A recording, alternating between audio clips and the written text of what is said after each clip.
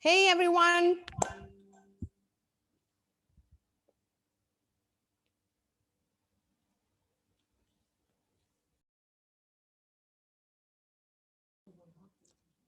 Hi, everyone. How are you? Welcome to Sales Equals Incomes.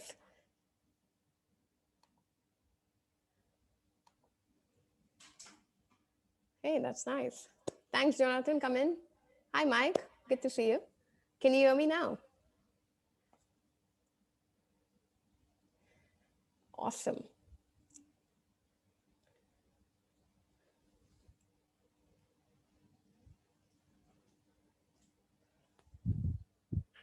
Welcome, welcome. That's good to see. Hi, Shahid.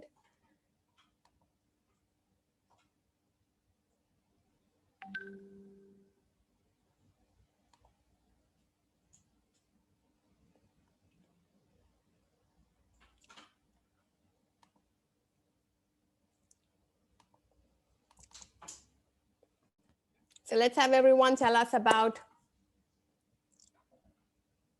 your number one question about sales.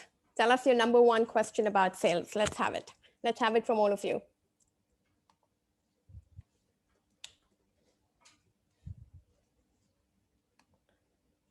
Let's type in the chat.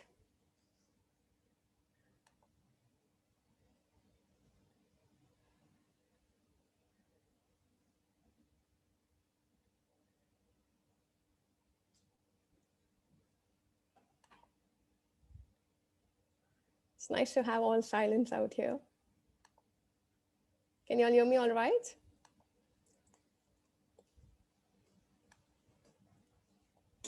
How can I get more sales? Yeah.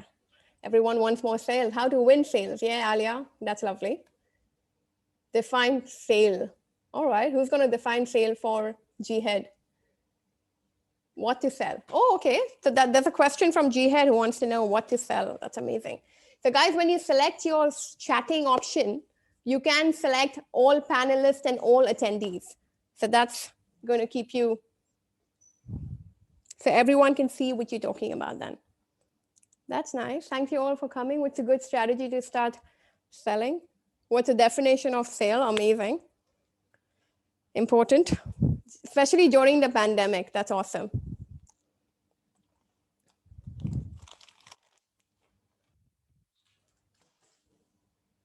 Okay. What's the best strategy to sell? That's amazing. Thanks, Shahid. Thank you all for coming in. High ticket sales. I love that. That's my favorite of all. I love high ticket sales. And that's the most important things to do, right? How to influence the customer. Janesh. Sale is when you sell. How do you get a potential client? Awesome. So sales is the chat, and sales is the most important thing for most people. Let's get started then, because we've got a whole lot of things to share today.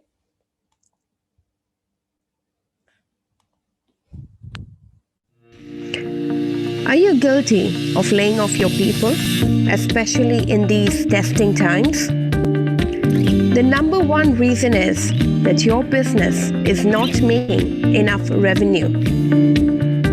Sales is the lifeblood for any business. And the truth is, most entrepreneurs are not good at selling. The truth is, sales can be tough, frustrating, maybe embarrassing. And why? Because 88% of CEOs and business owners have never professionally trained themselves in selling techniques. They rely on sales teams to drive their numbers. We understand your frustration. Today, after 20 years of hands-on selling experience and achieving more than $100 million in sales revenues, the 10X Sales Mastery for CEO and entrepreneurs has learned that sales is a game of numbers. Selling can be fun, and especially once you win, it's liberating, it's fulfilling, and very rewarding. Not just for you, also for your family and your employees. Good salespeople are the first ones to get hired. Good salespeople are the last ones to be fired. Our mission is to impact your life with a winning sales acumen. The proven 10X Sales Mastery for CEO and entrepreneurs will equip you with the perfect elevator pitch and positioning. It is backed with an intensive weekly accountability tracker that guarantees the performance to make your business revenues not only consistent but also predictable. So here is your challenge. If you want to get really rich, then train yourself in sales like your life depends on it. Because the truth is, your business surely does.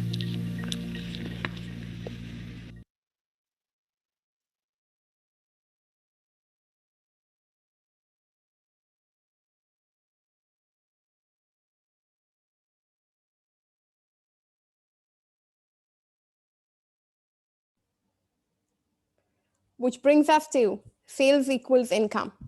So let me start with a story today. There were two salespeople that were sent by their companies to Africa, especially to sell some shoes out there, because they said, let's go to Africa and figure out the market. Just about 3 days after, one of the salesperson calls their head office and says, hey, there's nothing to sell out here. I'm taking the next flight and coming back. What does the second salesperson do? He actually sends an email to the factory and he's like, you know what? There's a whole lot of prospects out here to sell because nobody is wearing shoes. Everybody is barefoot. The first guy found everybody was barefoot and was useless to position any shoe in that market. But the second one found that same lack as an opportunity. And he thought about creating a bigger potential to get a bigger market share. Can everyone hear me and see me all right? Okay, lovely. So that's what sales is all about. And especially when we come to the topic for the day, and understanding what everybody out here wants to try and learn. How do you win profitable clients consistently? And even in the toughest times, what can be tougher than COVID? COVID is a time when we want to move out of our comfort zones. We want to move out and see what can be the potential next segment. There are a lot of clients that we worked with this year. And when we started, everybody talked about having exhausted their market. They said people are not paying, orders in hand are not getting paid, existing customers are not giving more orders. But the question is, have you gone out of your comfort zone? Have you talked to anybody that you were never talking to in the last 3 years? 90% of the companies are talking to the same people, calling them customers, that they have been dealing with in the last 3 to 5 years. So the entire idea of sales is, can you reposition, repurpose, and reconceptualize whatever offering you're bringing to the market to make it a better fit to your new customer, and find a new segment of a customer you can offer potential services to. So that's what this workshop is going to be all about. If you're excited to hear, and if this is something that's going to be in line with what you're coming for, let's have some yeses in the chat. And if you all agree sales is equal to income, because that's the way we're going to find new income in this market. If you're excited, type yes. Yeah, thanks, Alia, Firas, Michael. Awesome. I can't wait to get started. And I love the anxiety that all of you guys have for sales. And that is the bloodstream for any business. Now, we all know Zoom. We've all been multitasking. Very difficult to stay focused. I would love to have the same thing in a workshop, in a hotel lobby. But we are here on Zoom. I would encourage you all to throw people out of your room for an hour or an hour 15 minutes. And let's do it right here. Do make a lot of notes, because there's going to be a whole lot of tidbits that you're going to get. Please do chat and engage, because I don't want to fall asleep myself. But again, when you chat and when you engage and when you're taking notes, you're engaging more senses of your learning system. You're not only going to be listening, but you're also going to be watching, but you're also going to be kinesthetic. So it addresses to a lot more learning curves. Because no matter how good a trainer I am, you're going to forget whatever I do within the next 72 hours. And whatever you remember, it's going to be half wrong. I would love ahas and emojis in the chat if you like anything. If you get a breakthrough from whatever you learn or listen to today, do put it in the chat. And Firas has already got an aha. I love it. Thank you, guys. And engage as much as you can, because it's going to keep you guys awake and engaged and learning all the time. We're going to take a lot of questions in the end. We've got ample time for it. And let's do that in the end. But there's going to be a special bonus for people that stay till the end of the workshop for all of you guys. One thing I would encourage you all to do is make a note of the best thing, which is your diamond, that you get from this workshop. So in the end, on an open forum, on the chat, let's share what was your biggest takeaway from this workshop. Sometimes when you share that, it just goes deeper into your system, and you're going to want to apply it even faster. So let's share, and also from the other people that they liked, we can cross-learn. And this is very promising. Okay, so let's get started. Ready to start? Let's have some more yeses. Let's see who's awake. All right, guys, I'm watching you guys, okay? Now, sales is the lifeblood for any business, and I always say this, because the most important thing is that a business can have the best product or service in the world, but if you cannot get more customers, there will be no income. Now, let me go back one word out here. We do talk about the best product and service. Do not come to learn how to sell a substandard product or service, because that, no matter what you learn from me or from anyone else, you will never be a good enough salesperson if you're selling anything substandard. So to come with the best product and service, that's on you. And that's something you do not compromise on. So when you automatically have a good product and service, and I cannot stress on this more than enough, because sales is like a bloodstream, and then you know what to do and get it to the right people and stuff. It's amazing. It's very powerful. For people who are employees or looking for a job, I must tell you that sales is the #1 highest paying job in the world. It's a life skill. Whatever you learn in selling, you're going to keep it with you for an entire lifetime. Okay, and especially in the low economy that you need it. So the only reason why many people don't like selling, and a lot of people, I don't know if there is anyone like that here. Does anyone not like selling out here? Say I. I'm influenced by Tony Robbins these days, right? So just say I if you don't like selling in the chat. Okay, we've got 5 participants who've raised their hand. That's lovely. Yeah, we have a few people that don't like selling. But there's only one reason that actually people don't like selling. The fact is, it's not because you don't like to be rejected. We are all adults out here. We get rejected many times. It's not because of that you don't take your product to the customer and at least position it. It's not because you're lazy. Bosses say, oh, she's lazy. He's not going to go out of the office. And nobody's ever lazy. People do what they have to do because eventually sales does bring income. It's not because you don't like people, guys. I mean, don't let anyone ever tell you you're not built for selling. And this takes us to the question that says that we all know this, that 80% of sales are done by 20% of the people. If anyone's living in Dubai, this is live testimony. Real estate in Dubai in the COVID times, 80% has been sold by 20% of the brokers. So I don't know how it is a down market because the prices are awesome. So you really know the right investors and stuff. They've already started correcting, by the way. But the right brokers have gone and got their potential deals. Of course, the whiners are whining, but there are certain things that you do right. So what are these guys doing different? Why are they going away with 80% of the business, just 20% of the chunk? But then all you business owners out there, do you mean that 80% of the people are just useless in your offices and you're paying salary for nothing? Is that what we're getting to? They just don't contribute to get anything done? We believe each and every person in the company should be some sort of source of revenue to the business. And that's where the world has pivoted today. I must tell you that you don't like selling because you don't know something. You probably don't like selling because you're not winning. And I'll tell you one thing about winning and selling. Often people say salespeople are arrogant. Have you heard that? Has anyone ever heard that salespeople are arrogant? Does anyone think in this audience that salespeople are arrogant? Who feels? Firas thinks the salespeople are arrogant? Awesome. Kiran doesn't think so. Awesome, Kiran. So yeah, a lot of people think salespeople are arrogant because the winning gets to your head, right? So when you start winning, you don't take no for an answer anymore. And you really want to make sure each and every win becomes another yes. So we have this attitude which says we're bid to win. And that's what it is. We don't lose deals on the table. And that's what we want to get out of each and every one of you here. How awesome would that be? You get into a bid and you take the deal home. Who wants that for themselves? Anyone in this audience that really wants to bid on every deal and bring it home? What does that take to get that happen? Yeah, awesome. Thanks, guys, for sharing. I really acknowledge and kudos to you guys. Yeah, we've got some raised hands as well. That's awesome. But the reason you're not winning is because you got something wrong.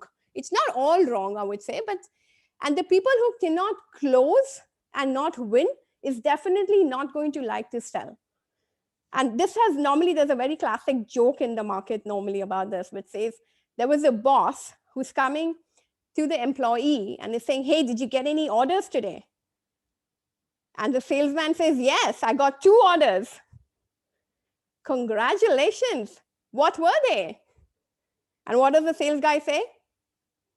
Get out and don't ever come back. Heard that? Anyone? Anyone's had that customer who's just shunned you and stripped you and thrown you out the window and you promised yourself, I'm never, ever going to do that again. I'm never going to ever go and ask for another deal ever from anyone again. Is anybody like that out here? So then let me get you to the next slide, which says, sales is more like cycling. You've got to understand it. There's something that you need to know. There's something that you need to correct in your processes. And when you do that, it's not something that you can necessarily just read and read. I'll tell you honestly, I started selling at a very early age of 16. I had to do it for pocket money. it just wasn't working for me for what I used to get, right? So I used to go and sell, and that's going to come slightly later. But I used to go and read a whole lot of books and stuff. But invariably, what used to happen is when I'm sitting in front of the customer, it all go blank. Like everything read was like, con.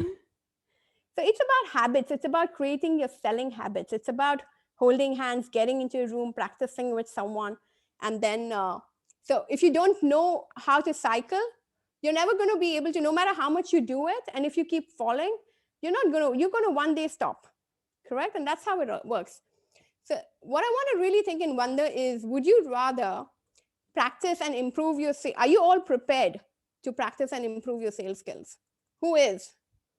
The fact that you're all in this room, definitely we're all here for more money, right? I mean, we all want to get more customers, get more, and we all want to figure out how to get into a brand new segment of the market, because that's what I want to go and deepen into. How can we penetrate into a brand new segment which we've never tapped before? What does that take?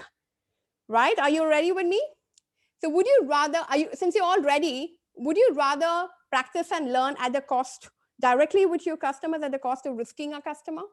Or would you rather learn with an accountability partner, practice everything, perfect your skills, and then go prepared to your potential customer?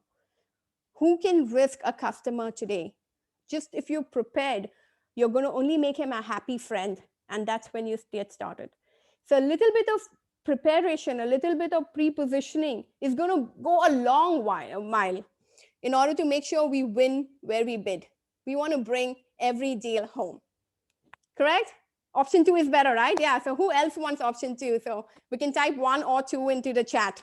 Who wants 1? Anyone wants 1? You want to practice directly with the potential customers? Yeah, 2, Aliya, Firas. 2. Awesome, Mark. Thanks for that. So that's important, right? So who is this for? Let me come quickly to, do you fit the room, right? So if you're an entrepreneur, a business owner, or a CEO, CXO, or if you are a coach, a consultant, or a freelancer, then there are some benchmarks which will tell me if you fit into this group or not. In case you're paying salaries to your staff more than what you pay yourself each month, okay, take this a little in, guys. If you are an entrepreneur, a coach, a freelancer, business owner, anything, if you're paying higher salaries to your staff than yourself, it's not fair. You need to understand how to get more revenue to your business. In case you are on a salaried, you left and quit your salaried job to start your own business, but if your business is paying you lesser every month than what your job salary was, it's not worth it. You may want to consider going back to a paying job, because otherwise you better find out how you can equate your salary to, or double or triple or quadruple your salary to what you are. And if you've had, many people have had businesses 3, 5, 10 years in the past. But I want to ask you, business owners, is your annual revenue that you bring home, I mean, that your company gets, is it the same last 3 to 5 years? Of course, this year, I'm sure a lot of businesses have got lower than what it used to be. But in the past 5 years or so, are you year on year growing your bottom lines? If not, then consider inflation. It's a degrowth. You guys are doing something wrong, and you need to focus on understanding how the revenue stream can increase. People talk about firing people, cutting down cost, reducing operations. Why can't we talk about bringing in new stream of revenue to our business to survive? Anybody getting an aha yet? If anyone's getting an aha, please type an aha today, because this is extremely important. Again, if you're a employee, sales manager, or even job seeking, sales is the number one people that get hired, and they're normally the last people that get fired, which is absolutely fair. Sales are the breadwinners to the businesses, correct? If you're a startup still thinking of starting a business, then you need a customer-centric, foolproof business plan and sales automation and systems in your business right from the start. If you don't automate, we drive from the mission that 50% of your operation cost of your company should come on an autopilot without raising a finger. Your effort as a CEO or a business owner or a freelancer, whatever, needs to go in building on the top line, not in running your cost of operations. So if you can, you also look at your salary as your minimum cost of operation. So that's your minimum that needs to come without raising a finger. Can we all get there? And what does that need? So we don't want to just do a training which is without benchmarks, which is without, where are we heading? We want to quantify something as your base, and that needs to come autopilot. So what does that need? Can we put systems and automations in place, which brings that by default, and then work on the top line? Are you ready? Guys, are you ready? If I don't get yeses on this question, I'm stopping right here, going home. I am at home, by the way, but yeah, where can I get? Yay, thanks a lot, guys. But let me rub this deeper. Who is this not for? There will probably be someone confused in the audience right now who's not completely sure about, does he need to give the next 50 minutes in this room? So if you're an I know it all kind of guy or girl, I say you're right. This one's not for you guys. You can leave. If you're looking for a get-rich-quick scheme, I say there's no such thing. It does not exist.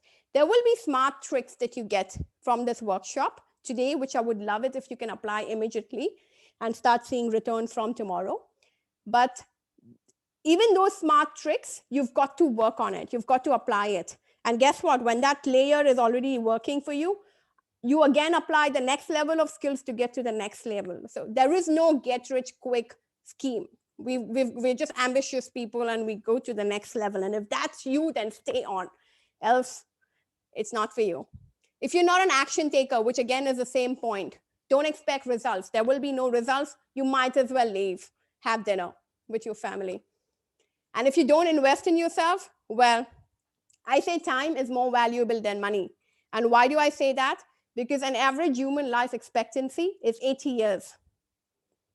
I'm going to take a pause out here. 29,200 days is what every human lives. And you cannot buy time. So we've already, I'm not sure what's the average age of the audience. Maybe you want to type it in. But half your life you've probably lived already. So if you want to now cross the second half of your life, then I say time is a lot more. Yeah, we've got a 35, we've got a 50. Awesome. We've got 36. Awesome, guys. You're 36 guys. You're in the right place, because you guys can love it. Mutara is only 21. So I wish I got this education when I was young. I don't know. I don't understand one thing, why there are not many sales trainings in the region. Everybody's teaching leadership, motivation, so many different things, but sales is something that can make your money back for a lifetime, because sales is basically about persuasion. And even if you want to get your child to clean up their room, you need sales skills, guys. Don't ever let anyone tell you you're not built for sales. Okay, and let's prove that today. You take the initiative, yeah? Awesome. So you're still here, so I assume you guys are looking forward to learn, and I'm proud of you as much as anything else. So who am I, and why am I the one who takes this pedestal and talks? I'm sure everyone's had their share of learnings and their share of experiences, but let me tell you what fits in and what doesn't. So I've been a global sales growth authority, worked on various deals and jobs and employments and with clients and as my own company as well, working on numbers for a lot of people. Been blessed with some results that have come, but after a lot of effort. But I started selling for school and college pocket money from the early age of 16. But what I realized was it gave me my independence. It gave me a sort of financial independence. It reduced my dependence on my family, on my parents. It reduced the need for me to justify or persuade the reason why I am worth a little higher pocket money than what they think I'm worth. So it gave me this entire freedom from that very young age. But I'm going to tell you how it all started in the next slide. So you will see that, right? I mean, yeah. So I've now today as founder and chief strategy officer for Rooftop Sales, which is a sales training company. We also work with a franchise called 10X CEOs, which is one of the strategies we teach in our program. That if you guys are thinking about starting your own business today, or if anyone wants to start a restaurant, Would you just start a restaurant with your own name? Let me remind you, 80% of startups fail in the first 3 years. We've all heard that, correct? So if you want to start a restaurant, would you start a McDonald's? Because 76% of franchises succeed in the first year, but 80% of startups fail in the first 3 years. So what are your odds? So I started with 10x CEOs, where I got my entire platform of what to become as a self-named coach, freelancer, whatever you call it, right, in today's times. But then it brings me to Rooftop Sales, which is a very successful platform, which is a much higher chances of succeeding. So are you going to work hard all your life, or are you going to find ways of partnering and finding ways of collaborating? Najahi is a collaboration that I'm very proud of, and I thank the team to have me on board as well. So these are just ways of leveraging with other people's network. And how can you make that happen? To work smart than hard.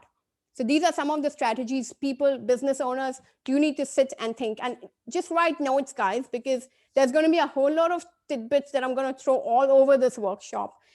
So if you're writing it, you're going to benefit a whole lot more. So today I love to help businesses win profitable clients consistently and automate their business. My target normally is I'm driven by the mission to 2x every client's business revenue in the first year and 10x in 5 years. So you've got to have a benchmark. If you don't have a benchmark, you don't know if you're progressing or you're not. So whatever big or small, start with a benchmark. So that's our benchmark. If you get aha moments, I love the hands getting raised. Thank you guys for that. So 2x every business client's revenue in the first year and 10x in 5 years. And that's the mandate we love to operate with. Now, some people are ready for that. Some people are not ready to put the work in for that. But that's the strategy we work on. When I talk about a sales strategy for a business or an individual, that's the sales strategy benchmark we have on board. 3 postgraduate degrees, overeducated, born in like average middle-class family, but very high value on education from my ambitious parents, right? So their entire mission of life was to educate and educate both their children, and I love them for that. Thank you very much. So yeah, so I love to drive women leadership. I love real estate investments. That's been my freedom of choice, and very fortunate to have some laurels at the national level in India. And I continue doing so 10x CEOs is my alma mater, where I got a lot of benchmark. They became my first mentors. And they also have a Global Entrepreneur Exchange as a principal company. Now, Global Entrepreneur Exchange is a forum built by entrepreneurs for entrepreneurs. And it's leaders of people who worked with IKEA, with Skype, with Apple. They're really global and they're huge. Lots of learning curves, lots of case studies, and awesome amount of backup that you get from there. Now, AE Clicks was my first company that I started, which failed miserably. And then I went into 10x CEOs, and obviously every startup fails, right? So then you do something smarter and better. But yeah, we all have our share of wins and losers. But yeah, everything cannot be a green plate always. But here's a disclaimer. What I'm going to share with you today, it's not rocket science. If I could do it, you can do it. Go research, do it, do it. Sales is not something I want anybody in this room to take lightly. We've all got to find time to focus on sales. Please, because that's the only source of income. Whether it's COVID or not, we've got to keep looking at our bottom lines. Do we all agree to this? If you're on the same page, please say same page in the chat. If you're all in the same page, let's all have, with so many people out here, right? So let's see more messages in the chat. Yeah, thanks. Awesome. Same page, right? So we're all going to find ways to see how we can duplicate and multiply our bottom lines out here. So it's not rocket science for sure, but I do believe that everybody is born with a quest. A quest? Everybody's got a certain drive in a certain direction, which happens because of where you are born, because of your life situations, which takes you on a journey towards a certain direction. And that becomes the meaning of your life. I actually started at the age of 16, literally, when I had to get some extra pocket money. But that was the time when pagers were I don't know if you guys know, right? I mean, I'm sure the 25 and the 35-year-olds may not, 35-year-olds may know it. But that was the time when landline phones had matured into a pager where we could only type and message people. And mobile phones were not yet out, right? Yeah, some people know it, right? So this is the time when I had just kind of finished my schooling and got into college, and ambitious parents put us into private colleges. Normally, children could have gone into government or public schools where you don't have that war. But then obviously, mobile phones were then just launched. And let me tell you that, so I got an opportunity where I could, these were the biggest telcos, like coming from India. India is very competitive, okay? Technology is advanced. So Max Touch, Airtel, and BPL. Max Touch today is called as Vodafone. If you know Vodafone, most would know Vodafone, but this is how the branding changed. Airtel and BPL, these were the three big ones. I got an opportunity at the age of 16 when I just finished my schooling or whatever to sell SIM cards. Yeah, you know Vodafone, right, Jennifer? Awesome. So I could sell the Max Touch SIM cards to so after school, after college, after classes, where all my friends were literally playing games or partying or studying for school or exams or whatsoever. I got this opportunity to, as a freelance, for every SIM card I sell, I could get a 25 rupees, which was like half a dollar cent, US dollar cent, right? Literally. But it was tough, to be very honest. It wasn't easy because that time when mobile phones were just launched, they were not very stable. So for every important call, people would go first to the landline phone. For any not important call, that's okay to have mobile phone. Second reason was that mobile SIM card telephones numbers were very expensive. The incoming and outgoing calls were extremely steep that time. So obviously, it's only for the richest rich. So someone said high ticket selling, right? I mean, imagine a 16-year-old going out trying to find who's not even from that income bracket, right? I mean, I'm from an average middle class bracket, and you're gonna have to go and find the richest rich in the region and try. So literally talking to my parents of my friends or talking to class teachers and trying to tell them to buy a SIM card that time. So that's how it all pretty much started. It wasn't easy, but it definitely one or two sold or five or six sold would get me the extra pocket money, and especially before the New Year parties or the Christmas parties or whatever, I would have to go a little longer on the streets finding prospects, as you call it today. But that is how it all started. And it never stopped, to be honest, until I came to Dubai when I was obviously a little bigger.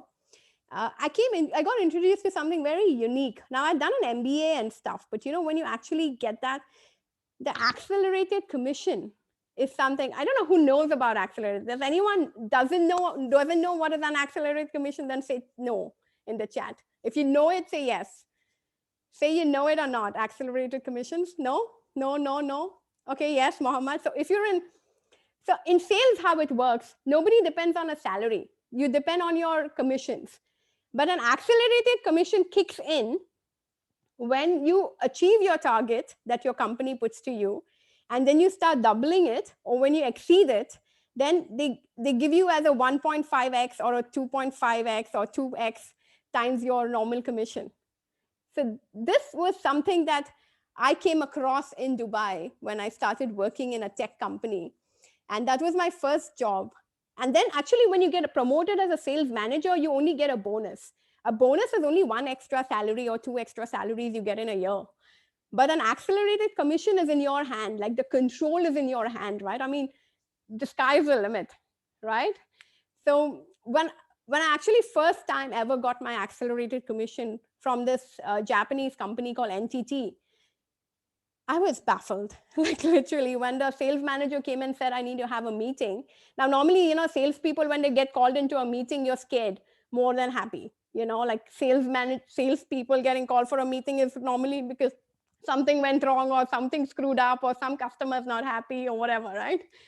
So when he called me in for a meeting, which he normally didn't do much, and he handed me this check, and I was like, what is that? And and honestly, believe me, I wasn't on a very high salary package, but literally the check was a 5-digit number, 8 or 9 times of my salary that time. And I was like, what? I mean, is it even safe to put this money in the bank account? Like, I've never seen in my life so much money together. Like, really? I mean, we've done some great work and stuff like that. And we used to normally potentially only barely make our salary commissions and stuff. But then, the construction boom had started that time. And I was like, I've never seen this much cash together. And is it going to be safe to even leave it in the account? Like, what if the bank takes it away? Like, so naive, right? I mean, think about it. But after this, when the sales promotion came, we rejected. We said, no, are you kidding? I don't want a bonus. I'd rather be a sales executive and make that commission. How much was that? It was an 80K that time. And then that continued coming for the next 2 years. So my salary was like 7, 8, 10K sort of a thing. And it was an 80K check. I was like, 20 years old. Like, what are you talking about? 24? And it was not bad. It was not bad at all. But what happens is, this is how it looks, right? I mean, who cares about what the sales manager wants to even tell you? Like, I became a mother, and I could be at every parent sales teacher meeting in school because I never had to be in the office for 9 to 6. I mean, this was the liberation, right? So guys, I mean, whether you're business owners or executives or job hunting or whatever, this is the power. Imagine if you were business owners. I mean, I was only getting a commission. Imagine if you're a business owner and you do your product right and you get your solution correct. And if you can just reach it to so many more people, sell it at a proper margin, selling at a proper profit margin or whatever, just imagine what is the high. Are you guys excited? If you're excited, write excited in the chat for me, please. Because I'm getting excited. I'm getting all goosebumps. I'm cold out here. Yeah? As business owners, everything is yours, right? I mean, imagine. Or even if you're an employee or job hunting or whatever, just imagine the power of this skill. So I achieved my fire at a very early age. And what I diverted into was real estate as investment. So my family is high on real estate. And so what I did with these lump sum, now honestly, I would have never been able to do this on a salary, no matter how much I worked. But because I got these lump sum cash amounts, I put it into, and Dubai gave us an opportunity to do off-plan properties because we are Muslims, we don't take interest and loans. But you can buy off-plan over 3 years and pay up, right? So back then, at the age of like 27, I was literally 40% financially independent. And then soon I got my first few, But what actually happened with that is, because obviously I paid the down payment, but I still had to pay the installments. If you guys live in Dubai, you know how bad the law can get, right? I mean, if you're doing well, great, right? But if you don't get that next check, or if you don't make it for that next installment, you know what the government does, right? Like, everything can be lost. You cannot hear me? Is the voice very low? Can you all hear me? If you can, type in the chat if you can hear me. All good? Okay, cool. Salma, I'm not sure why you're not able to hear. Okay. So yeah, so what actually happened is, I had no choice but to sell better, to make to the next installments. I had to sell faster because I had to make sure, because I'll tell you one thing about sales. You can be the best salesperson in 2019, but in January 2020, you start with a 0. You've got to perform every month. I can be the best one in the last quarter, but the next quarter, I start with a 0 slate. So you can get fired like any time, right? I mean, you've got to constantly keep on churning, because the benefit of the old deals, the company takes, and it goes to the account managers. But as salespeople, you're hunters, right? You've got to keep getting new clients all the time. So I had to sell better. I had to sell faster. I had to make it profitable, because if it's not profitable, I'm doing extra work and selling more to get that same money for my commission. I had to be predictable. It had to be extremely predictable. And yes, you said it, Mutahara, that yes, it had to be consistent. So the only buddies I had in my life was Zig Ziglar books. And every tip for how to handle objections, negotiations, finding customers, I would just keep on reading. But to be very honest, when I would go for my meeting, I'd be blank. I mean, you just, when you get that strong meeting or whatsoever, you would be so nervous. I was extremely nervous before this presentation, I'll be honest. But, I mean, that's life, right? I mean, you get better every day. So I am unstoppable today. I would say that. But it took me 20 years of toil, focus, hard work, rubbing shoes, breaking heels in construction sites, to be very honest, walking, meeting people, and practically applying every book in every author that's ever written in any principle. True, same happens with you. Awesome. I love it. Your source of inspiration, mentor. Awesome. I love it, Mohammed. Thank you for encouragement. I really love it. So, what is your quest? Let's take a minute and go back to saying, what do you do for a living? And what is your biggest challenge right now? Let's type in the chat for me. Are y'all awake? So let's type in the chat. What is your quest? What do you do for a living?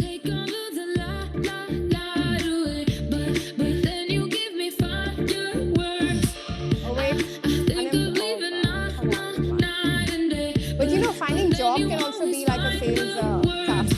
So if someone is unemployed, I mean, finding a job is also like a sales thing, right? I mean, so I would normally say that if anybody's ever married, is anybody married in the audience? If you're married, that means you're a salesperson. You sold yourself to your spouse to marry you. Imagine. Yeah? So you're a salesperson then, Lubna. And Muhammad and Firas. Yeah, with three, oh my God. With children, you need, I always say children are the best salespeople in the world. You're in the insurance market. Okay, what are your biggest challenges, guys? So let me get you to thinking something. What do you think is the secret sauce to succeed in sales? 2 boys, 8 and 5, Jihad, awesome. Married with 2 kids, Quinton. Hi, Quinton. Quinton, nice to see you again, darling. So the secret sauce to succeed in sales, what do you think? Type, what do you think is the most important? Communication skill, awesome. Come on, guys, communicate. What is most important to succeed in selling? You're contagious, baby. Love when you love me, hate me. The way you ride my body lately. You set the rain on fire. I wish. So from my experience, confidence, storytelling, awesome.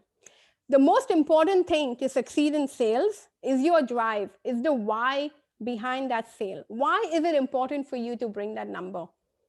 Why is it important for you to bring that new revenue? Go deeper. So this is, so whatever industry you're in, or whatever you're trying to do, or why is it important for you to bring that extra revenue, that extra number, that extra sale to your business? For me, it was real estate eventually became it. But why it became that is because I always wanted the thing to have that independence financially. I never wanted to have a time when I have to depend on someone else or justify to anybody around me to say why I deserve that income, to make the choices I wanted to make. So what is that big why? Do you need that extra revenue? And when that is driving you, and I'll tell you why that's so important. Because people are very negative. On average, it takes 7 no's to get 1 yes. To achieve my targets, yeah.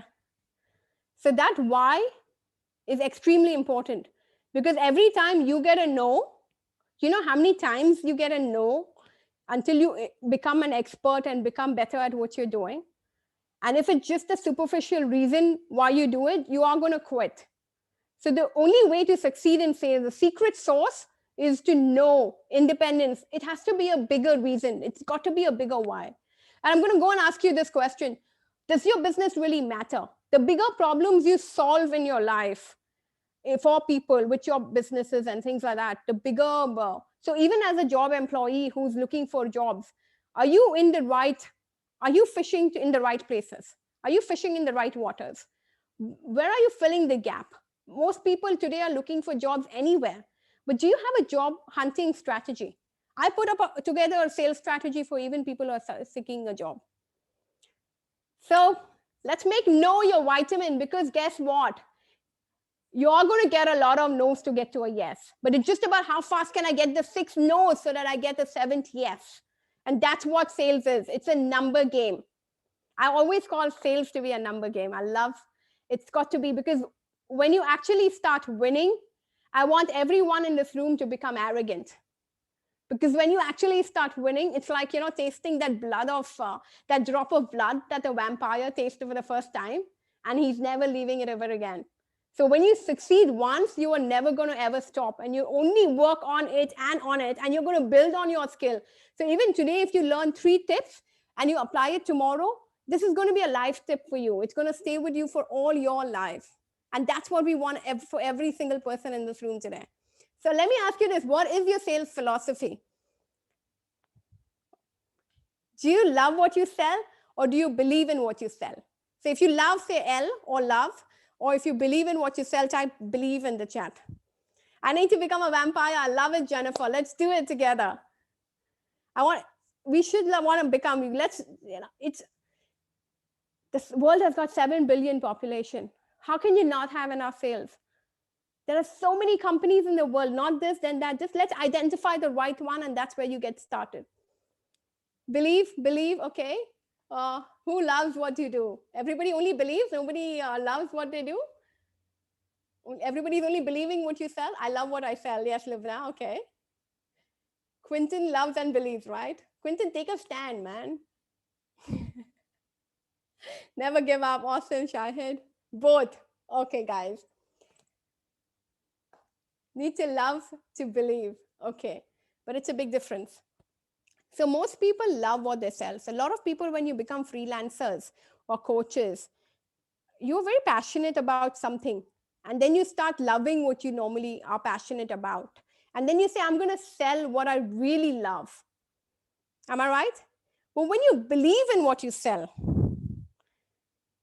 you believe in what you sell because you know it's making an impact, because you know it's creating a transformation, because you know you believe in something, because you know it's solving a problem.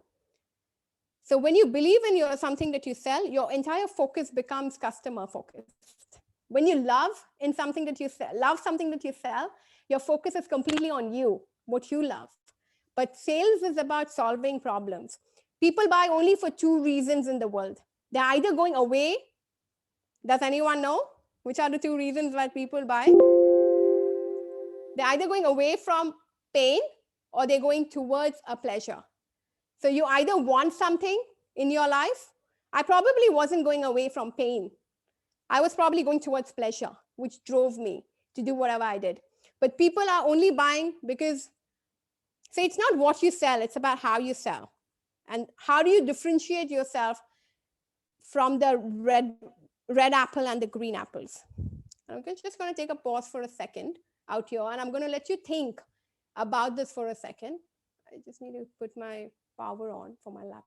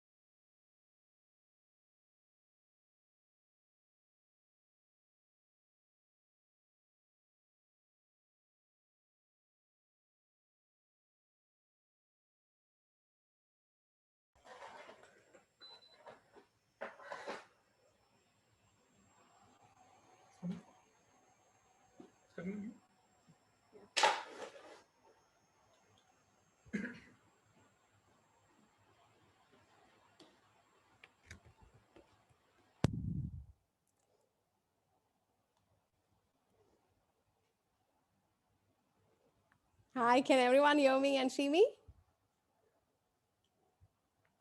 I got a technical error, yeah. Can anyone hear me? Okay. Well, I've been selling technology for 18 years, and my husband always tells me that what sort of a technology salesperson are you? You know, you can't handle anything on your own. My goodness. Sorry about that. Great. So let's be back on this. I need to share my screen. 1 second.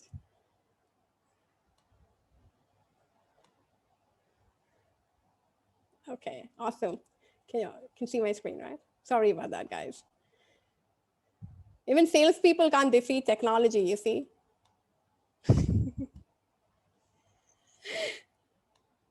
Awesome. So the product parity is something which is, there can be X number of technology products in the market, but how do you differentiate what you're doing? And how do you, what does it take to change and differentiate what you're doing? Okay, 1 second. Oh, shit.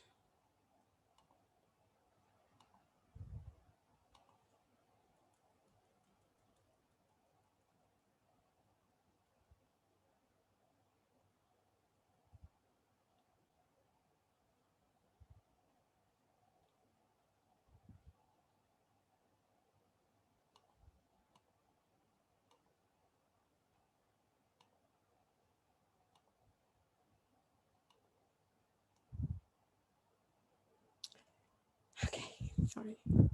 Okay, differentiation is the key. That's right. Yes, I can see you and hear me. Thank you so much. Okay, great. So what do you need to know? Let's get right into it. The most important thing is, how do you develop rapport with your prospects? Like, you need to understand that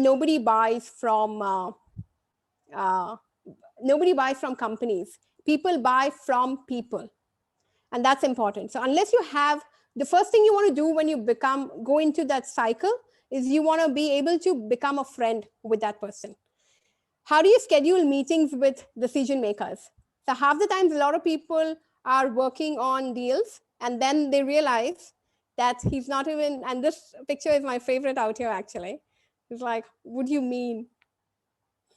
So you spend 3 months with someone talking, following up, giving presentations and everything, just to come to know that, hey, he's not even the decision maker.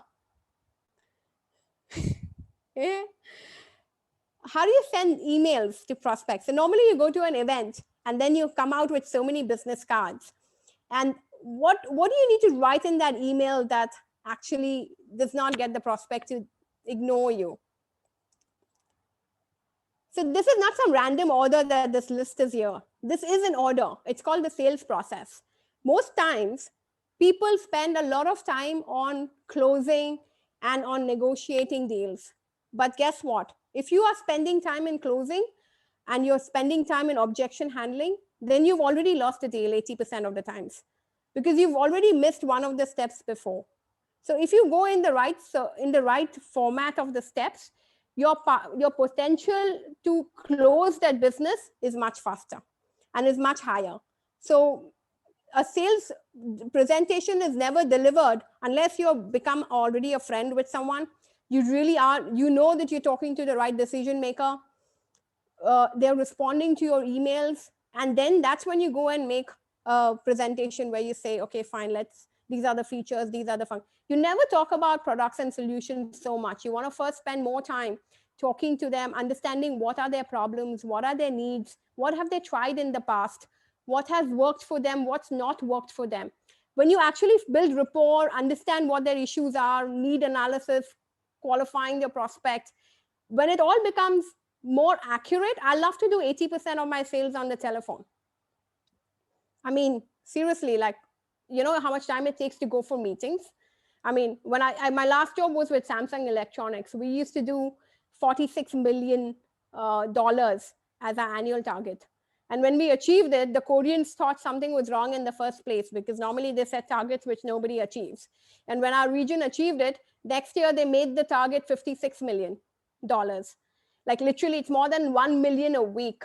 Now, obviously, we weren't making a million meetings in a week. So we were doing a lot of it on the funnel, there was a strategy put in place, there were channel partners. How do you exploit and multiply your time and reach more people?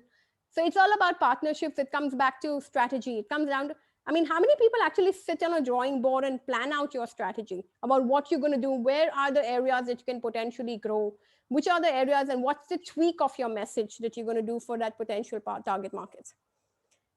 So, but the most important thing is, okay, fine, you did your presentation, you did your qualification, you meet the person. How often do you follow up? How often do you guys follow up, right? Well, let's have in the chat. How often do you follow up? That's the problem, right, Alia? Yeah. Because even if you follow up, I mean, you feel like you're salesy, you feel you're bugging him. And if you don't follow up, you're leaving money on the table. So there's a statistic which says only 1% of the sales is closed in the first and the second meeting. 80% of the sales are closed in the fifth meeting. So, I mean, if you don't know what to say every time you're following up, half the times people don't follow up enough is because you don't know what to say every time you call that person. So how do you close more deals without discounting? Now, I always used to tell my people that, if you just have to discount, then you're just discounting. You don't need a salesperson. Anybody, the price sells for itself, right? Why do you just discount every deal? But how do you create value and position it in such a manner that, you know what? I mean, at a point in my career, I had come to become a gun on the head salesperson. People in my company had started calling me like the tigress around. They said, you know what? Don't mess with her territory. She can eat you raw. But like, come on, I mean, we don't want to discount. I mean, if I'm just going to discount, what hell is going to be worth it for my commissions? I mean, but you need to find the right value for the customer and position it rightly. And how do you do that? So I can give you a lot of examples, in terms of how you can actually potentially do that. And that's the most important thing. It's just all comes down to how well you built your rapport. Are you a friend? At least are you going to get that last price of what the competition is giving? Or sometimes in tech companies, the prices can go less, but the specs are completely weird. So are you qualifying your, you just don't go discounting around, and then you work on open door policies, or you work on open book, whatever, so the different ways of how do you qualify your demand, because low price gets you peanuts, right? So with peanuts, you only get monkeys. So sometimes you can also tell your clients, okay, fine, go buy from whoever you want, and then come back to me and buy from me at double the price later, because you're going to have to fix the old one and then solve your problem. So there are these sort of, you can threaten if you're confident, if you believe in. Now this can only happen when you believe in your product. When you start loving your product, that's when people start giving discounts off, because you love your product. You're like, oh, I want to do it, and your need is much more than. But when you believe in this thing that you're bringing on the table, that's the time when you will not discount so easily. When you've done your price qualification, when you've done your entire positioning about where you fit, what is your price market mix? Why do you price what you price? Most entrepreneurs have no idea. Have you done your competition analysis? Have you seen which problem are you solving? What is your smaller niche? And I love the niches. When you go into the smaller niche, catering to a smaller audience, that's when you become unbeatable. If you get discount, ask for something in return. Yes, of course. That's a very good thing, Mike. So when you're giving a discount, you never give a discount without taking something back from them. Like you negotiate your terms, or you negotiate your delivery terms, or whatsoever, But no discount comes for free. There's no free lunches for anyone. And then again, how to ask for referrals after you finish. It takes 15 times more effort to sell to a new client. And it costs 15 times lesser to get a referral or a word of mouth reference from the same person that you've sold to before. And when you actually get your sales process right, that's the face all of us in this room want to carry. Are we all on for it? Who wants to have a face like this dude in the window? So when you actually get your sales process right, your chances of winning is doubled, it's multiplied. And when you start getting the hang of that sales process, it's amazing. So let me ask you this question, guys. I think we're going to look at becoming a little over time. I'm not sure if you guys are okay. May cross a little 15 to 20 minutes over time. But what do you think is the most important in order to become a great salesperson? Closing, open-ended questions, prospecting, objection handling, or rapport? Type in the chat. I'm enjoying no issue there. Thanks, guys. I'm sure there will be people because we want to do the right thing. Building rapport, prospecting, closing, building rapport. What is the most important skill you need to become an awesome salesperson? Open-ended questions, objection handling, everything is like pretty much even. Well, all of them are extremely important, and there is an order to it. So the sales funnel is like an inverted triangle, right? So the top is normally leads, that you get new leads and prospecting. Then you get your rapport building. Then you get your what do you get next? Open-ended questions to really understand if he's the right qualified target. Then you get your objection handling done, and then you finally have your closing. So that's how the triangle goes, right? But the most important is lead generation. The most important is prospecting. That's what the story I started with. Can you get into a brand new segment or a brand new market? Can you stop talking to the same people you're talking in the last 3 years? I mean, how many of us have gone out and talked to a new clientele or a new people or whatever? So if you don't lead generate, who do you build rapport with? So if you don't have new prospects that are constantly coming into your funnel, who do you build rapport with is the question. And who do you objection handle, or who do you open-ended questions with, or who do you even close? So your dependence on closing will become less, and you can only become an arrogant salesperson when you don't need the customer as much as he needs you, because your numbers anyway coming. You've got enough. You're opening brand new every day, every week, So I like to say that sales is a game of numbers. Let me show you this testimonial quickly if it works. Can you all hear? Means new customers, yeah. I'd like to say a few things about this course that we've been attending today for 8 hours. Seems to have gone as if it was 2 hours. I essentially came to learn how Alifiya was facilitating content calls.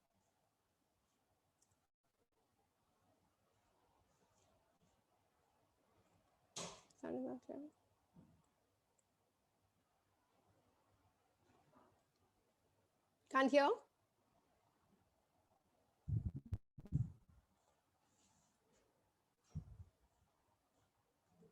Okay, so since the sound is low, I'll let that pass. And oh yeah, share computer audio. I've not done that right. Oh yeah. So okay, but that basically he was a tennis academy, and they have like literally 50 coaches.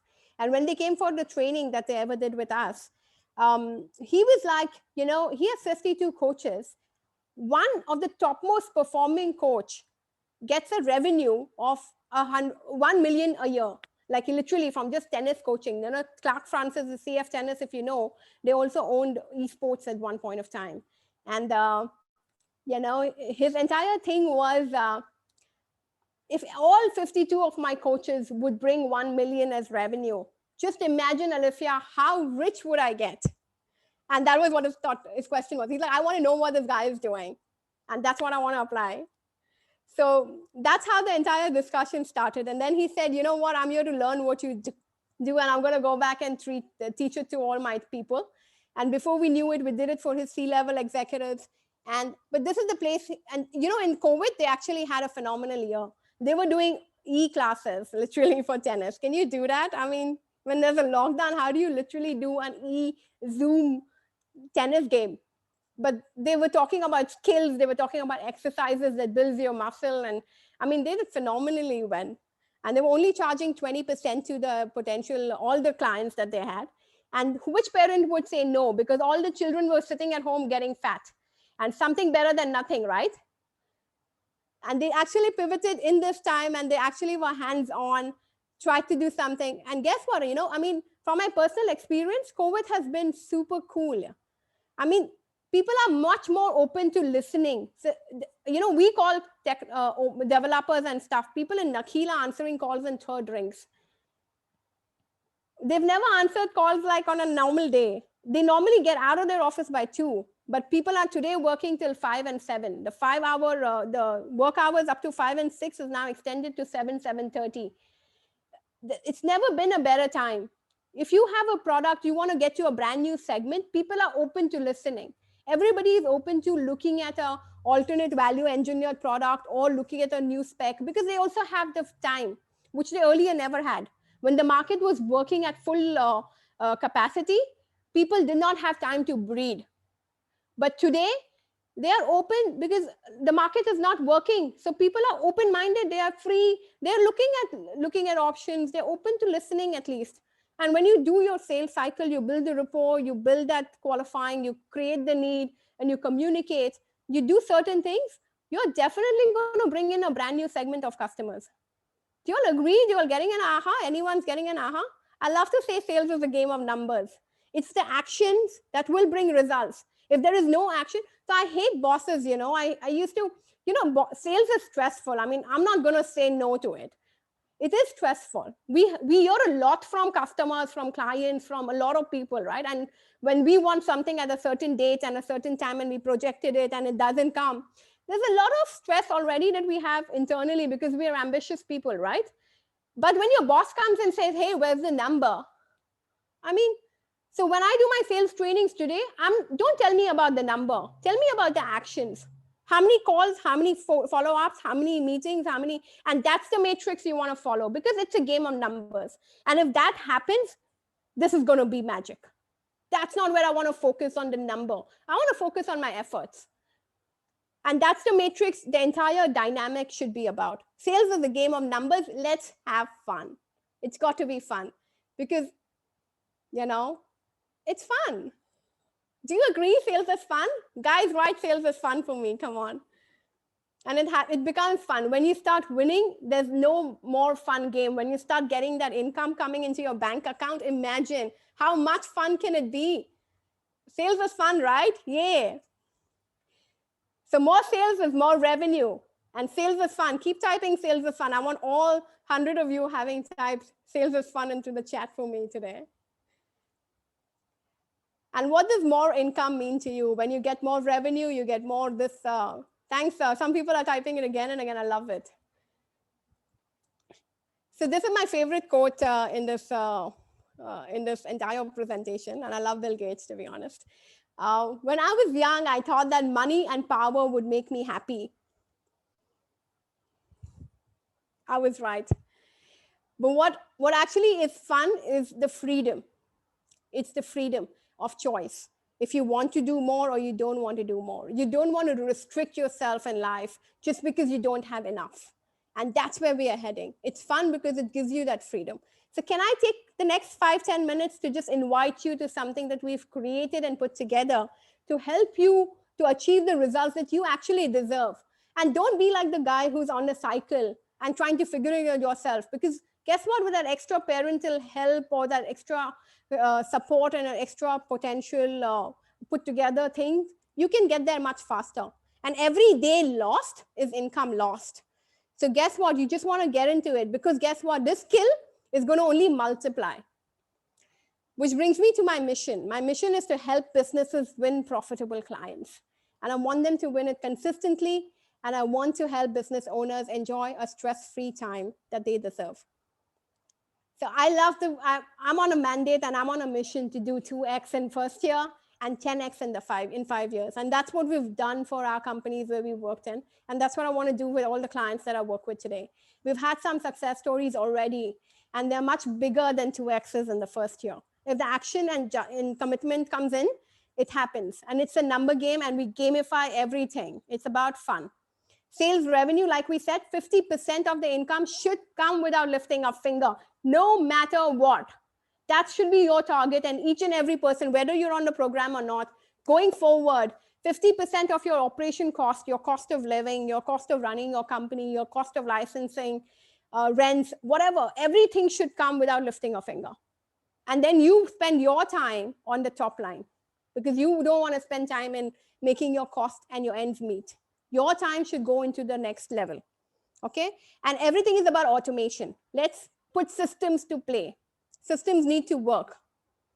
Okay. So this is a quick 3-day program. The first day is everything about pre-presentation. So before you meet your client, what do you do? So the last thing salespeople want to do is just going out there in the field. You don't do that, guys. I mean, the more conviction you have in what you do, the more belief you will have in what you have to offer to your client. So the more clear you are about why you're pricing, what you're doing. So everything you need to do before your and we're going to work out a blueprint, which is the 2x for the first year in the next 2021. That's what the program is about. Gear up for 2021. The second day is your sales presentation. When you're with the client, what do you say? Because you may have done a fantastic charted blueprint, but if you're with the client and you don't see wins, you will start getting demotivated again. And we don't want that to happen. So when you're with the client, you want to make sure you optimize everything and you put that thing together.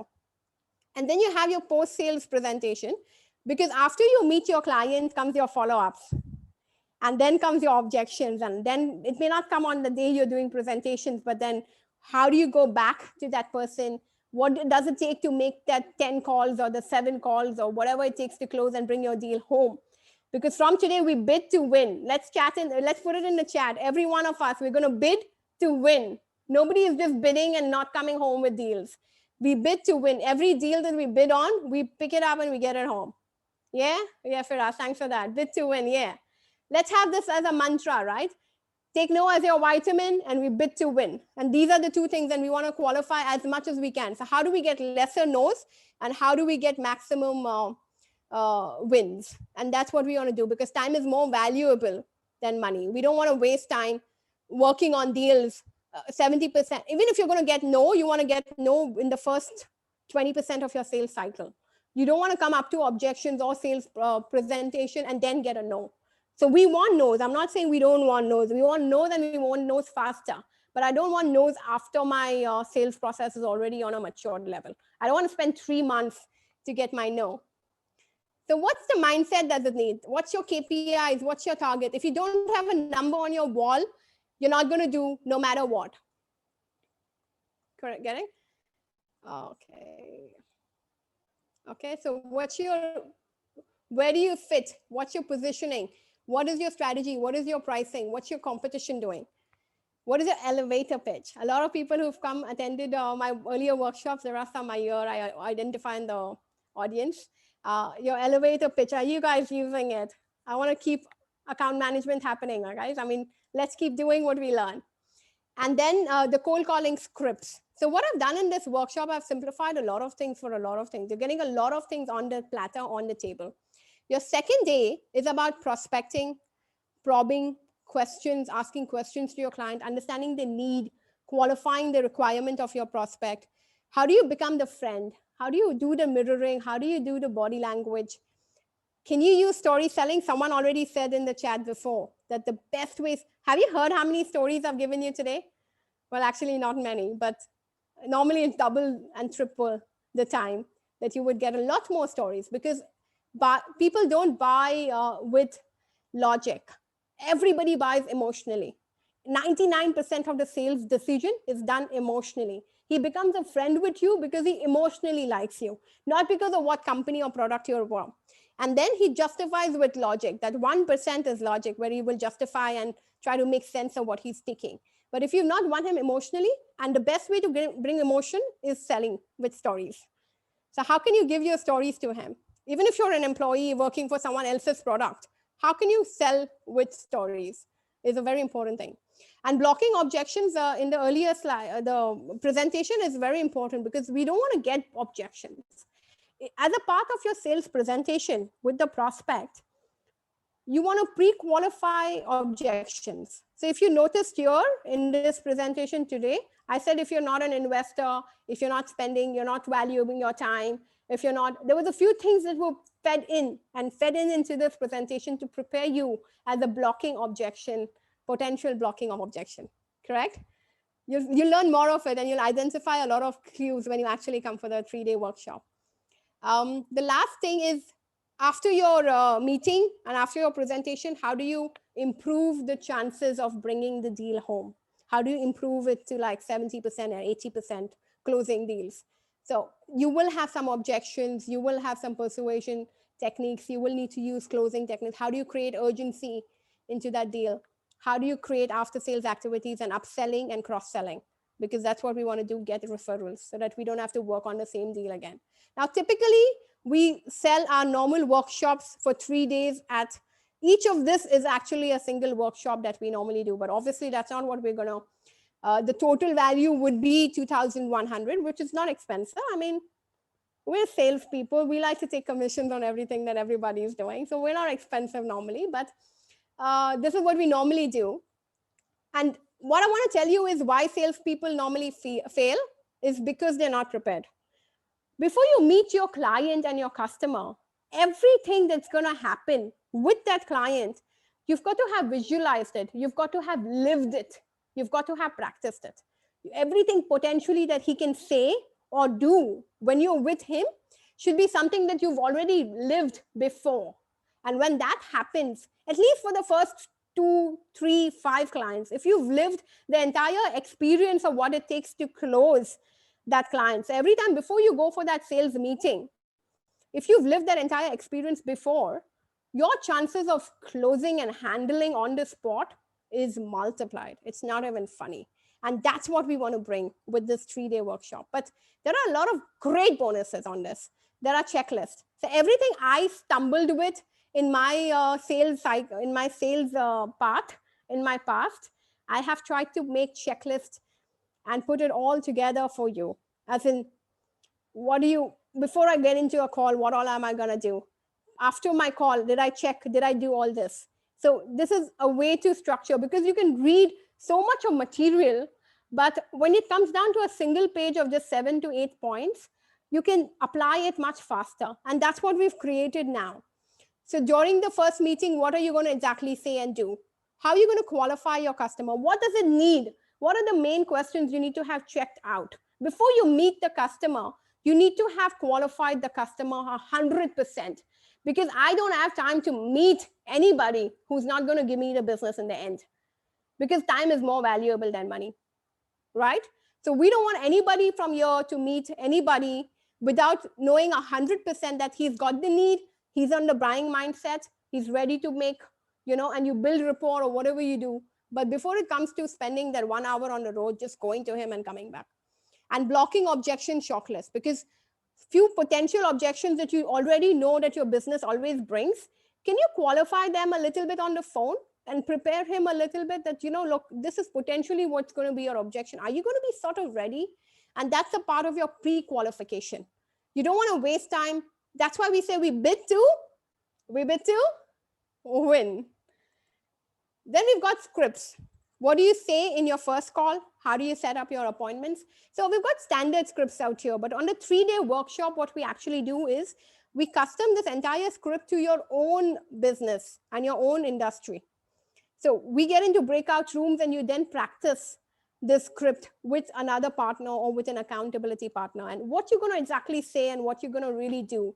So I want to live the entire experience, what will happen with the customer. It's too valuable right now for me to potentially learn and practice my selling skills in front of my customer, having the risk of losing him. I'd rather learn it in a breakout room, practice it with someone else who's also learning the same script, and potentially do very well in it. So it's also about negotiation, following up, etc. There are these opening questions, which helps to build rapport. Guys, if you've not built rapport with your prospect, you do not ever do a sales presentation. You never do a technical presentation to a customer who you've not 100% checked all the boxes for building rapport. So if you don't have answers to these 6 questions, you don't do a meeting or you don't do anything. You want to, even when you first time meet him, you only want to face-to-face make sure you have answers to all these 6 questions. And when you have it, your chances of selling and closing that deal will be at least 80% higher. So after you do your meeting, you will have closing questions, because sometimes what happens after you do your sales presentation? So you did your opening questions, you did your pre-qualification, you did everything. Now you went and met him, you did your full presentation, 1 hour, whatsoever, with the whole committee of decision makers, everything done. And then he goes to sleep. He just doesn't write your emails. He's not reading your emails anymore. You're calling him, you're like, sir, feedback, and he's not telling you anything. And you start panicking and you're like, what happened, So what are these 7 powerful questions is going to remind him of the need analysis you did with him in the opening questions. So there are these 7 questions that you use in the end of your cycle to remind the prospect of all the things that he said that he wants your product for when you do the pre-qualification. And you sometimes have to remind, because people are double-minded, people are confused, people don't sometimes take actions. Sometimes they need to be nudged into the corner to take that call, and they need that extra push. But remember that 80% of sales happen in the 5th follow-up. So what do you do up to then, and how do you keep him engaged, and how do you keep him? So that's important. And then you finally come to overcoming objections. So there are templates. These are bulletproof templates, and these are things that has come from the best sources, like, Blair, all the best guys in the world that have done this. And I've tried and tested what works for me, and I've tried to put this together with my entire 20 years of experience and giving it to you on a platter so that you can take it and run. Because this is not the time when you want to waste time figuring out anything. And this is the thing when, if you don't handle objections well, the sales prospect can get excited, right? Oh, you're still telling me, oh, it's still a chance. I can come back in 6 months. Some people say, see you next year, because the annual budget has shifted to next year. So see me again next year. But are you going to just get excited, or have you going to find a way to pre-qualify? How can you create a sense of urgency for even this guy who is saying meet me in 6 months? And how can you close him now instead of waiting 6 months? So there's another testimonial, and I hope, fingers crossed, that it works. If it doesn't, oh yeah. My name is Anand Joseph. I'm the Vice President for Sales and Product Management at Blue Rhine General Trading. We are established in 6 countries in the GCC, where we distribute products mainly into the signage industry. And one of our key product areas of growth is digital signage, where we are the distributor for Philips. We've been a distributor for Philips commercial signage screens for the past 4 years. And very recently, about 7-8 months ago, they had given us the opportunity to partner with Philips also for their hospitality range of screens, which are for in-room guest displays for hotels. And fortunately, we were introduced to Alifiya around that time, and she has helped guide us through this industry, which is definitely a very new vertical compared to what we've been doing in the past, which is mainly in the signage and retail and commercial developments. So hospitality is a brand new segment, and fortunately, with her experience and sales training, she was able to guide myself and my digital signage team to also understand the hospitality industry and target specific projects so that we could gain a foothold gradually. And in that period, we were able to close a couple of projects, which has helped us create a nice foundation for future growth in the hospitality industry. And we're very, she gave a lot of valuable feedback, spent a lot of time with the team on a weekly basis, and was available whenever we needed her, even for meetings, client meetings, and the assistance and guidance was really helpful, and the training for everybody. I can speak on behalf of the team also. And it's definitely given us a good foundation now to pursue further growth within the hospitality industry throughout the GCC region. And definitely, as the opportunity arises also in the future, we will look forward to working with her also in the coming years or months.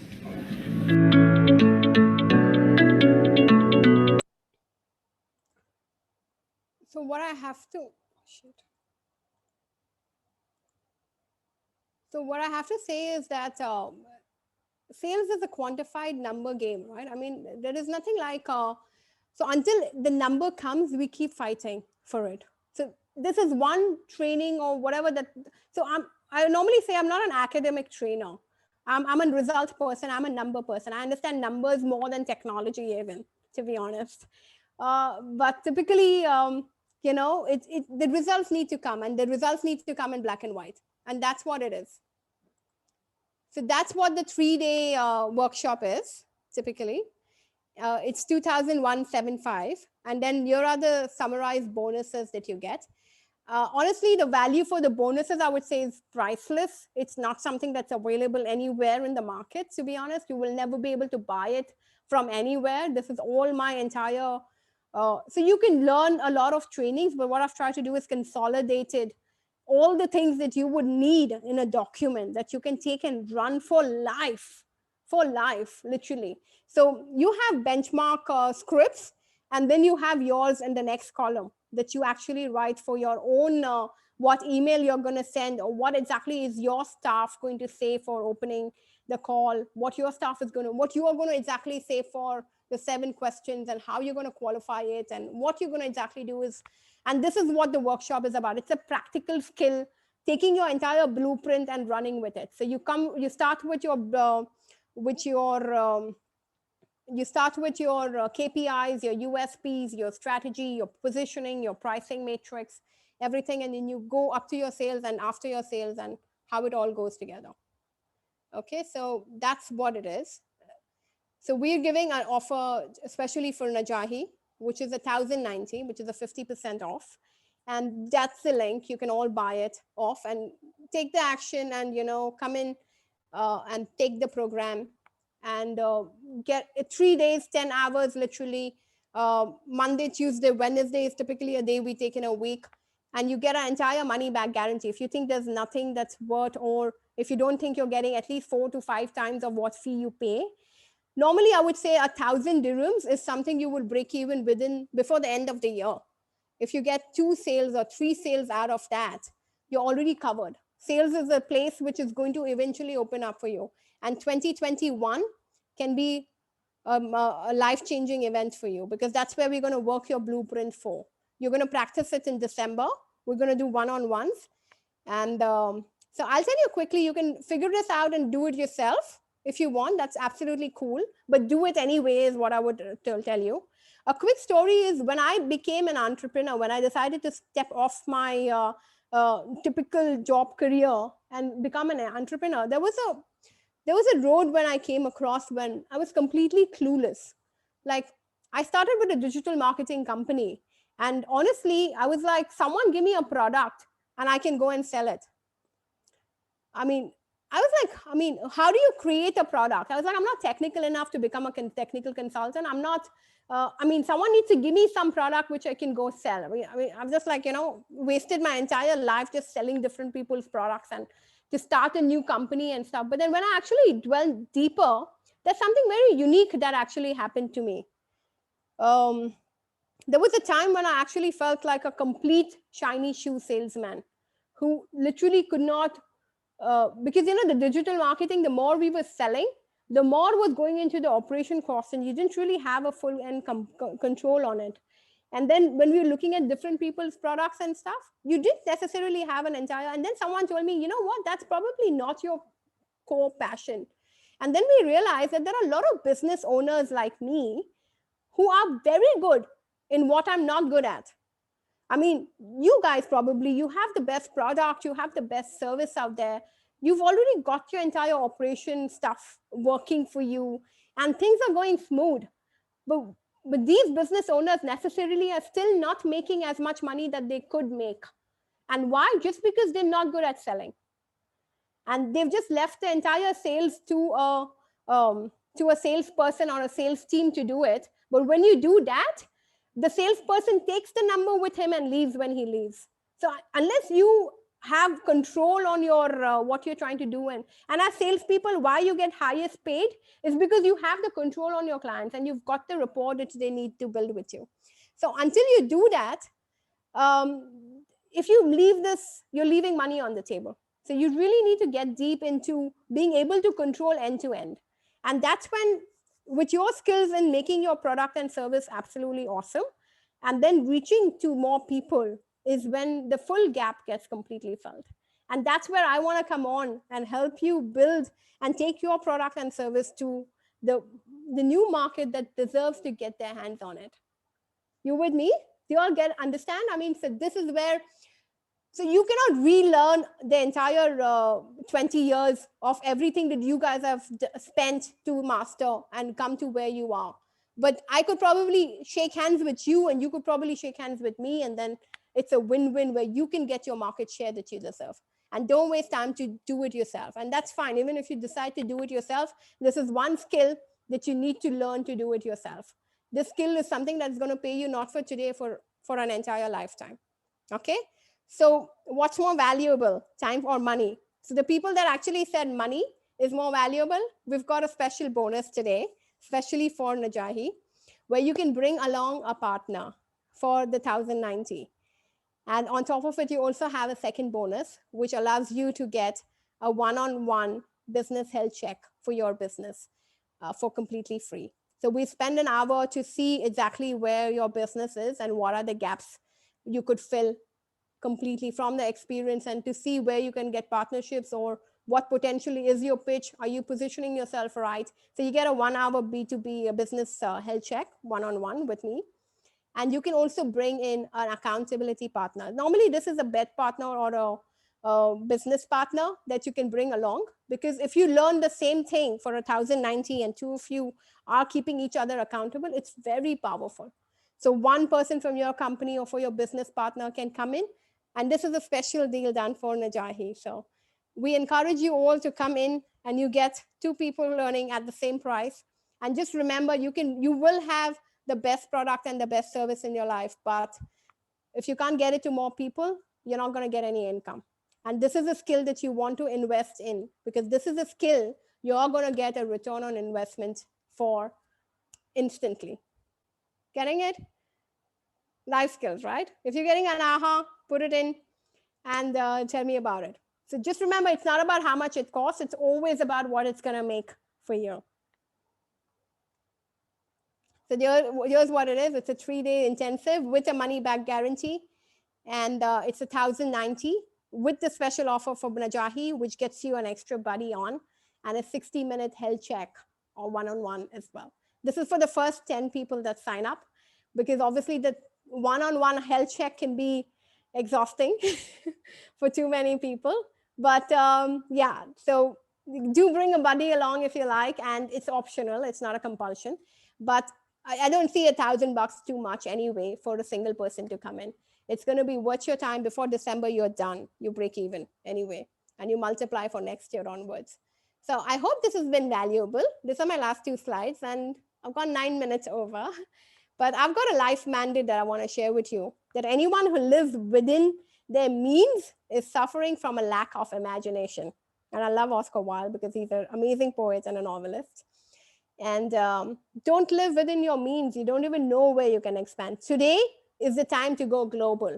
So whatever products you have, you've got to find ways to go global, because even if not global, go regional. MENA, Middle East, not Africa, whatever. You've got to find ways to make your products more scalable. And what does that need, and what does that take? Come on board with someone who's worked on a global business. And I've got a life mandate for you as well, guys, which is insanity, which Albert Einstein has said. Because if you keep doing the same thing over and over again, and you're expecting different results, you are doing something wrong, right? It's not going to change overnight. You've got to take actions. You've got to do something. You've got to take action and learn how to bike and learn how to cycle with help, and then you're ready to fly, because you'll never have to relearn the skill. Once you master the skill, you'll never ever have to relearn. It's a life skill. So here we go. Mind is a beautiful servant. Do not let your mind become the big boss. Okay, so if you are convinced that you want to come on board and improve your, your trajectory of your income for 2021, just click on the link and join. But even if you're not convinced, and even if you're in 2 minds yet, I would say you still click on your link and join, because when your mind starts becoming a boss, it's going to take you in the wrong direction. Don't let it mislead you. Do what your heart says and go on with it. Okay, so that's where we are. And I'm open to questions. I would love it if you share a diamond that you enjoyed and learned or what you want to apply immediately for your business from tomorrow morning, anything that broke open for you or, give you that aha moments that you want to immediately apply. So what's your takeaway, your strongest takeaway? Put in the chat. Let's all share our strongest takeaway today. Like, what's really changed for you? What is it, something that you want to apply right away? And whoever's ready to sign in, please click on the link. And I think the Najahi's awesome team is there to do the needful, like help us with everything else. But what do you think was the best takeaway for any of you? Type in the chat if you like to share. Bid to win. You don't want to work on deals and lose it. It's not worth the time. L and B. Did I teach it? Quinton, are you reading some other book or what is L&B? Your inspiring life story. Thank you very much, Muhammad. Appreciate. And I think it's stories that will inspire people to sell as well, right? I mean, if it worked for one, it can work for all, really. So let's just, get on board. And there are phone numbers to answer as well and call. Bid to win, yeah, of course. Quinton, I don't know what L&B is. Love and believe, oh yeah. Got it. Oh, you missed a part of it, Mark? Okay. Where do I get a recording? I am not sure if we have the recording, but I would encourage you to come sign up anyway. Here's the link and you would benefit for sure, Mark. Storytelling is a magic. Yes, it is. Absolutely. Storytelling can inspire and move people. People buy because of emotions. Nobody buys because of logic. Take assistance to grow faster. I love it. I've got 3 coaches for myself. I have a wealth coach who's teaching me how to get into Bitcoins, to be honest, and cryptocurrency right now. I have got a business coach and I have a mentor as well. And one of my business partners. So the best you can leverage from other people's knowledge, you can't learn everything. One life is not enough for it. You cannot learn everything, guys. I mean, just shake hands, partner, exchange. That's all you need. It's sad. Yeah, it's sad. It would be, I'm not sure where it's getting recorded. Okay. I learned a lot about sales as a beginner. The channel strategy, the sales funnel, everything was very clear. Awesome, lovely. And do apply it. So tell me what you're applying tomorrow, Mutahara. 99% and 1%. Oh yeah. That's good. And that's the diamond and the takeaway, yes. So true. So true. 7 no's to get a yes. I love that one. So, you just got to build in that resilience into you, right? To be able to get, and I love the way you see the power of these diamonds that we're sharing. Isn't it refreshing everything we covered during the entire session for everyone for that matter, just because it was a diamond for one person, but it's refreshing everything that all 100 of us did, right? Out here. That's awesome. 7 no's to get a yes, yes. Emotional versus logical. Thank you guys very much for your time. I really enjoyed presenting to all of you. And I hope you enjoyed as well. Yeah, sales is a game of numbers. That's my favorite. I'm going to make that a tagline to the business soon. But I think it's important to enjoy sales because that's when the results come. When you're stressed before you go into a meeting, it shows, it comes out like much faster than you can imagine. But if you're relaxed, you're at peace, it's amazing, your results will be automatically awesome. Sales is a game of numbers. Yeah, I really enjoyed as well. After how many months should you follow up on a prospect if he or she didn't mention any specific timeline? Well, to be honest, after how many months to follow up with a prospect should not be a question that you ask at the follow-up stage. That should be a question that should have been qualified at the pre-qualification stage. So when you're doing your pre-qualification again with the customer, and it's part of the checklist that we share, that when they want to close, and that sort of, of course, you don't directly ask like a judge asking, obviously it kills it, right? I mean, they'll not build a rapport. They'll think, what the hell you are, man? So there's a way there are indirect questions that we have in the questions list, and that will get you these answers in terms of what's the urgency level, how badly is this problem, how much money is he losing because of that problem. So normally 99% of the times, your prospect doesn't know that because he's delaying his decision, he's losing money because of the problems or because of the stress, because things are not working and him delaying. So when you can identify that out for him, so it's not about technically positioning your products and your specifications of your stuff. It's about showing how bad his need. So he may, a superficial level on the top, tell you that this is my need, but if you can go to the below need, the need below and get it to surface, that's what we want to do in need analysis. Can he take a loan to get your service on board? Can you guys take a loan of 1,000 to get on board with my program? And that's the need. If you create that need in a person, that's when you've done a successful sales. And then you're like, awesome, who cares? Right? And that's when you become an arrogant salesperson. And I want to teach everyone to be an arrogant salesperson. Come on. We don't want to depend. We don't want to plead for business. We're going to put we've done all the things right. We are confident. I don't call it arrogant. I call it self-confident. So when you're self-confident because you know what you've done is absolutely bang on target, follow up within 24 hours, 48 hours max. Oh, okay, Mike's got that answer for us already.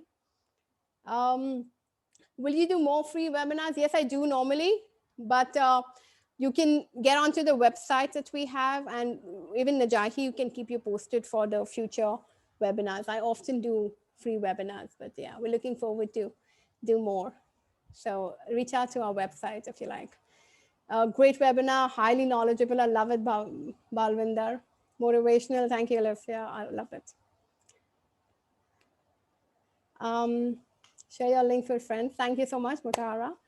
Love it. I love the references. So even if you're not ready to come on board or whatsoever, do share with people because there may be someone else who needs this more than you can imagine. Because a lot of people are suffering and not doing enough, not bringing home enough. They're probably suffering a lot, right? So it can break free for someone else, right? So do share with others because someone could benefit. Maybe you're not at that stage where you need it right now, but if you even just share, it's just about spreading.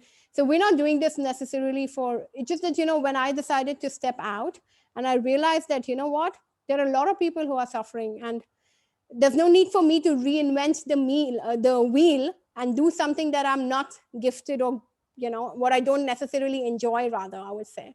So I didn't really enjoy operations. For me, even today, it's like, can I just sell and have someone else to do everything else? Come on, I just like to just go meet people, do something, and then have a back team which can take care of the stuff. So one thing when I get on board with clients on a one-on-one basis as well, I try to make sure they have the back support very well because you can sell so much, but you want to make sure your operations is in place.